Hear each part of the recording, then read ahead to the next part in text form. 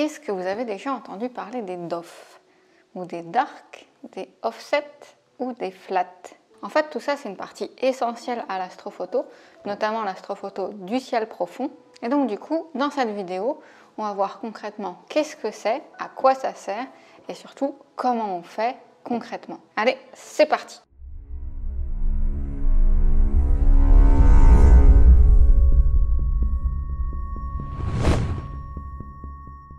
Donc les DOF, qu'est-ce que c'est? Eh bien, c'est des fichiers de calibration. Donc en fait, c'est des images. Et donc DOF, c'est pour D, c'est pour dark, O, c'est pour offset, et F, c'est pour flat. Donc du coup, voilà, ça correspond à 3 types de fichiers d'images différentes. Donc ce qu'on cherche à faire en fait avec les DOF, c'est à faire ressortir les défauts de notre capteur de la caméra, ainsi que des défauts optiques. Et à partir de là, une fois qu'on fait ressortir ces défauts-là, eh ben, on va pouvoir les enlever de nos images brutes pour obtenir l'image finale qui sera de meilleure qualité. Voilà pour le résumé. Maintenant, on va entrer en détail dans chaque catégorie de ces fichiers de calibration. Donc le premier fichier de calibration, donc pour le D, DOF, c'est des dark. Et les dark, ça sert à quoi? Ça sert à réduire le signal optique de votre capteur photo. Donc ça, ce signal-là, on n'en veut pas.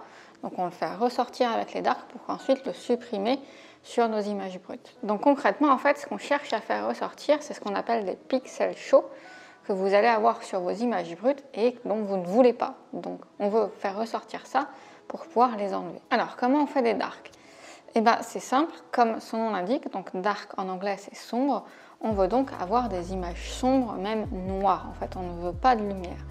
Donc comment on fait ça? Eh bien, on met le capuchon de notre objectif donc, sur notre appareil, donc soit sur l'objectif de votre appareil photo directement, soit sur votre télescope ou lunettes. Ensuite, au niveau des réglages, donc les réglages que vous allez devoir utiliser pour prendre vos images dark, on veut les mêmes réglages que les images brutes. La même ISO, les mêmes temps de pause et aussi la même température extérieure. C'est-à-dire que si vous faites une soirée d'astrophoto où il fait 5 degrés dehors, il faut que vos darks ils fassent aussi 5 degrés. Si vous ne prenez pas vos darks au même moment que vos soirées photo et que vous les prenez par exemple en journée où il va faire 15-20 degrés, ça ne va pas marcher. Donc voilà, même ISO, même temps de pause, même température, tout pareil, juste on met le capuchon pour prendre les images. Ok, ensuite on passe aux offsets. Donc les offsets, à quoi ça sert? Eh bien à réduire le bruit de lecture, donc c'est-à-dire le bruit qui est généré par l'électronique. Alors comment on fait pour prendre les offsets? Eh bien à peu près comme les dark, c'est-à-dire que encore une fois on veut qu'il n'y ait pas de lumière, donc on remet le capuchon et on garde les mêmes réglages sauf pour le temps de pause. On veut un temps de pause le plus court possible, le plus court que vous pouvez avoir sur votre caméra. Voilà, donc capuchon noir, même ISO, même tout pareil que les dark, sauf on modifie juste le temps de pause qu'on réduit au minimum possible. Ok, et maintenant on passe au dernier fichier de calibration qui est les flats. Et là, celui-là, il est un petit peu plus délicat que les autres. Alors déjà, pourquoi on fait des flats? Donc flat, vous verrez aussi, on appelle ça PLU. Voilà, vous pourrez retrouver cette annotation-là aussi. Alors les flats, elles servent à réduire 2 types de défauts. Le premier, c'est le vignettage. Le vignettage, c'est le fait d'avoir un tour noir dans les coins, d'avoir l'image qui s'assombrit dans les coins. Donc de faire des flats, ça va permettre d'enlever cet effet-là sur votre image finale. Et le deuxième défaut qui est réduit par les flats, c'est des défauts sur les optiques. Typiquement, les poussières principalement, ou ça peut être des taches, enfin voilà, tous les petits défauts que vous pouvez avoir sur vos optiques et qui vont forcément gâcher un peu votre image. Donc ça, c'est les 2 choses que les flats vont permettre d'enlever. Comment on fait ça? Alors, il y a plusieurs étapes. La première étape, donc, si on se concentre sur les réglages de votre appareil. Là, ce qu'on veut, c'est avoir vraiment les mêmes conditions optiques, cette fois, que pendant votre soirée, la soirée où vous avez fait vos photos. Donc, c'est-à-dire la même focale, la même ouverture et aussi et surtout la même mise au point. Il faut que vraiment tout ça se soit identique. Ainsi que la rotation de votre appareil photo sur votre télescope, si vous faites de l'astrophoto au foyer du télescope. Donc voilà, l'idée c'est que vous faites votre soirée astrophoto, vous faites vos flats, vous ne bougez pas du tout votre montage télescope APN, il faut vraiment que ça reste pareil. Ensuite, il va falloir passer votre appareil photo du mode manuel au mode AV. AV qui est donc le mode de priorité à l'ouverture et ça va permettre que votre appareil photo gère tout seul l'exposition. Ok, et ensuite la troisième condition c'est qu'il va falloir que vous ayez une image bien uniforme. Comment on fait ça? Il y a plusieurs solutions. Une des solutions les plus utilisées c'est de prendre un t-shirt blanc, donc voilà, bien blanc, on ne veut pas de logo, bien uniforme, et de le caler sur votre objectif avec un élastique. Donc que ce soit si vous faites directement de l'astrophoto juste à l'APN sans télescope, là vous mettez votre t-shirt accroché donc sur votre objectif, ou alors sur votre lunette ou votre télescope. Et donc ce que vous voulez, c'est qu'il soit vraiment bien plaqué. On ne veut pas avoir de plis, il faut que ce soit le plus uniforme possible. Et pour vous faire tenir, donc vous pouvez prendre un élastique. Ok, une fois que vous avez ça, il va falloir que cette surface-là, votre t-shirt, soit éclairée, encore une fois, d'une manière uniforme. Pour ça, vous avez plusieurs options. Ça va dépendre si vous le faites en journée ou la nuit. Si vous le faites en journée, donc typiquement vous passez la soirée à observer et le matin, donc le soleil se lève et là vous allez pouvoir simplement viser le ciel, donc idéalement un ciel bien bleu, bien éclairé. Donc voilà, viser le ciel avec tout ce montage-là et prendre vos flats, vos photos. Et ça voilà, tout le monde ne peut pas laisser tout son setup comme ça la nuit. Autre chose, donc si vous devez le faire la nuit, ce que vous pouvez faire pour éclairer donc l'objectif, c'est de prendre par exemple votre tablette et de mettre un écran blanc en augmentant la luminosité à fond et donc de bien plaquer votre écran contre le t-shirt. Il faut vraiment que la surface blanche recouvre complètement l'objectif. Donc typiquement avec un smartphone, c'est pas possible, c'est beaucoup trop petit. Si vous n'avez pas de tablette par exemple, pas de moyen d'éclairer de manière uniforme et vous ne pouvez pas attendre la journée, il existe des boîtes à flat, je crois que ça s'appelle comme ça. Donc il est fait spécialement pour ça, justement, qui va permettre d'éclairer votre objectif.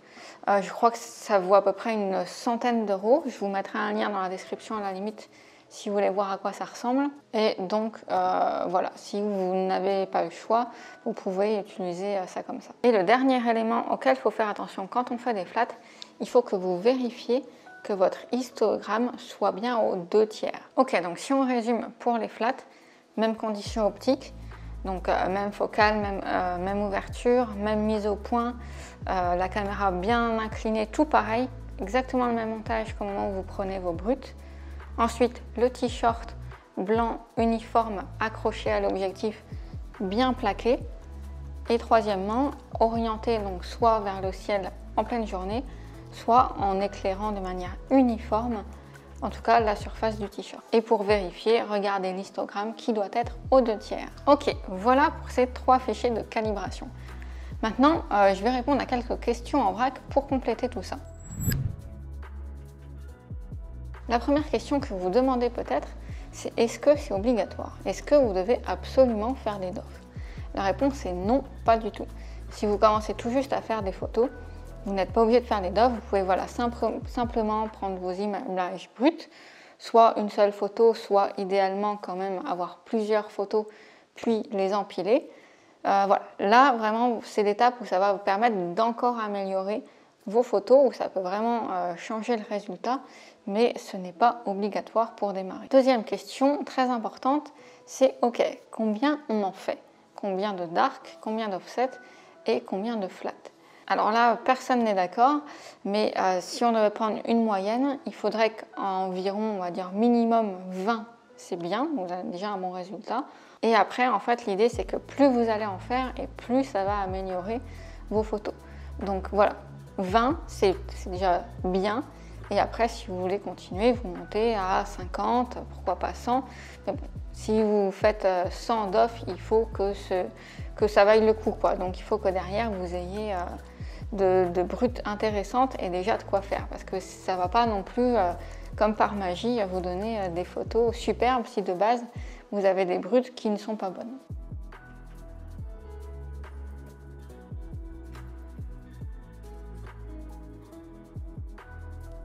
Ensuite, quand on les fait, ça je pense que vous l'avez compris, du coup je vous l'ai dit un peu tout le long de cette vidéo, c'est qu'idéalement, pour toutes les raisons qu'on a vues au long de cette vidéo, vous voulez les faire après votre session photo.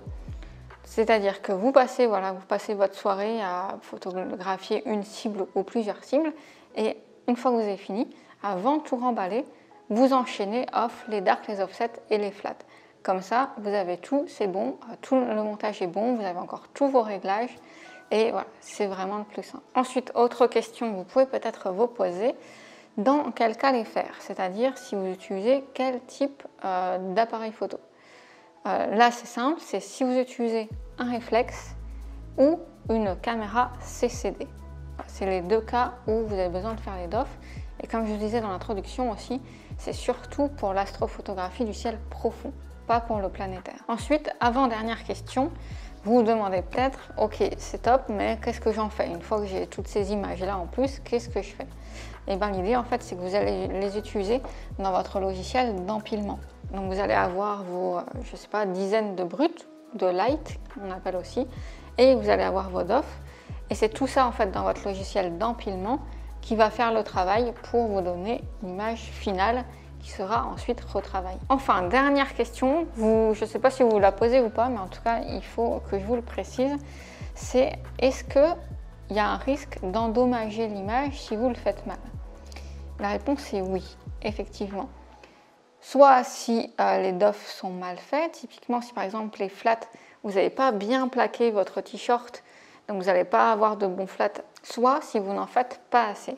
Si vous faites seulement quelques DOF, vous avez plus de chances de détériorer votre image que d'améliorer. Donc voilà, essayez de vraiment bien les faire et d'en faire suffisamment. Vous ne pouvez pas en faire trop, par contre vous pouvez ne pas en faire assez. Ok, voilà pour ce sujet. J'espère avoir répondu à tout, que ce soit clair pour vous, comment on fait ça, pourquoi aussi on le fait. Pour que ce soit plus simple, je vous ai préparé tout un PDF qui reprend les différentes étapes, donc surtout le PDF pratique, pour refaire les darks, les offsets et les flats, étape par étape, comme ça, un peu comme une petite checklist que vous n'avez plus qu'à suivre. Donc voilà, si vous voulez récupérer ça, vous pouvez télécharger ça ici. Et sinon, je vous dis, gardez la tête dans les étoiles et à bientôt.